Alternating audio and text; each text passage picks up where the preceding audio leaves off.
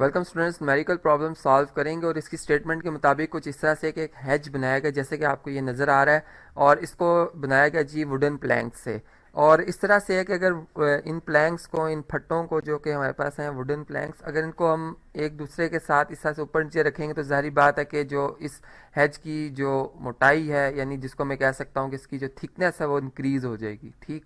और इसमें जो इन्फॉर्मेशन हमें बताई गई है वो इस तरह से है कि 4 planks make 12 centimetre thick edge. ठीक।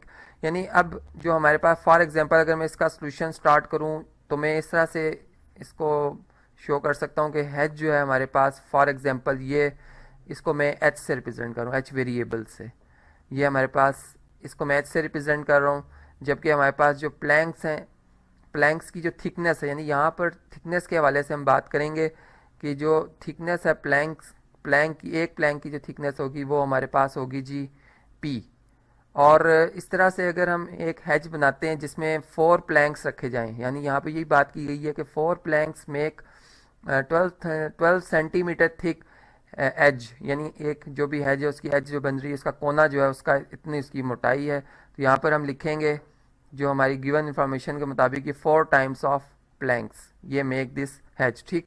और अब हमने अगर इसकी, चूंकि इसकी वैल्यू बता दी गई है कि 12 सेंटीमीटर थी इसकी जी हैज की थिकनेस, 4 प्लैंक्स हैं और एक प्लैंक की कितनी थिकनेस होगी, इसको अगर हम 4 पर डिवाइड कर दें तो यहाँ से हम एक प्लैंक की थिकनेस जो है वो देख सकते हैं कि ये हमारे पास बनती है जी 4 3 12 3 सेंटीमीटर। तो इससे अब हम ये अंदाज़ा लगा सकते हैं कि अगर हमने जो भी है जो हम बना रहे हैं उसकी मोटाई या उसकी जो थिकनेस है अगर उसको इंक्रीज़ करना है या डिक्रीज़ करना है तो किस हिसाब से, किस रेशियो से इंक्रीज़ या डिक्रीज़ होगी।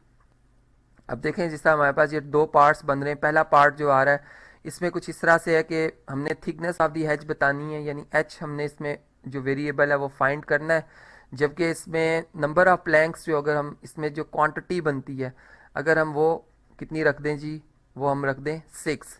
तो ये हमने देखना होगा कि किस तरह से फिर हम जो है वो ये बता सकेंगे कि जो हमारे पास थिकनेस ऑफ हैज है वो कितनी होगी। अब आप देखें कि जिस तरह यहाँ पर हमारे पास एक जो है जो हम बना रहे हैं इसमें 6 प्लैंक्स को हमने क्या करना है जी 6 टाइम्स, यानी एक जो 6 प्लैंक्स जो हैं वो एक दूसरे के ऊपर नीचे आएंगे तो इस तरह से इसकी थिकनेस इंक्रीज हो जाएगी।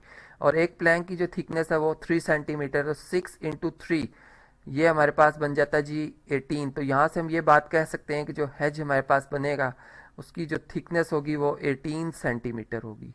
ठीक। ये बात हमें समझ आ गई। इसके बाद अब जो हमसे सेकंड जो रिक्वायरमेंट है, हमसे अगर देखें इसको तो इसमें कुछ इस तरह से कि नंबर ऑफ प्लैंक्स फाइंड करने when thickness of the has is 9 centimetre.